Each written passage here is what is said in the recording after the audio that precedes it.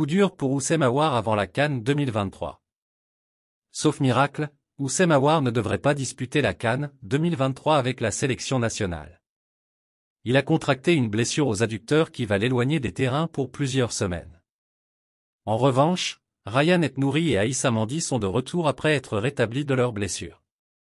Alignés parmi le 11 de départ lors du match ayant opposé l'AS Rome au FC Sheriff, en Europa League, jeudi dernier, Houssem Aouar a contracté une blessure aux adducteurs. Après avoir passé les examens médicaux, il s'est avéré que le joueur a été victime d'une lésion à l'adducteur de la cuisse gauche. Selon les médias italiens, l'international algérien est indisponible pour une durée de pas moins de 4 semaines.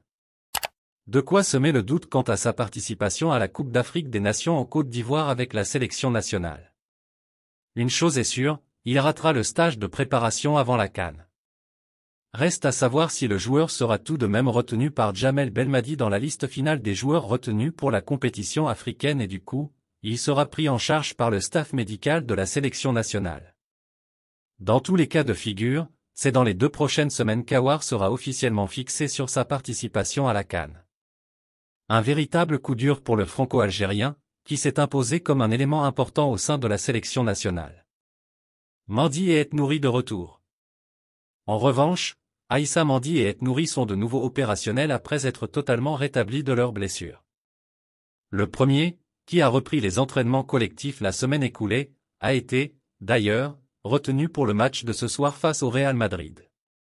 Quant au second, il est également apte pour faire son retour. Il a été convoqué pour le match de cet après-midi face à West Ham.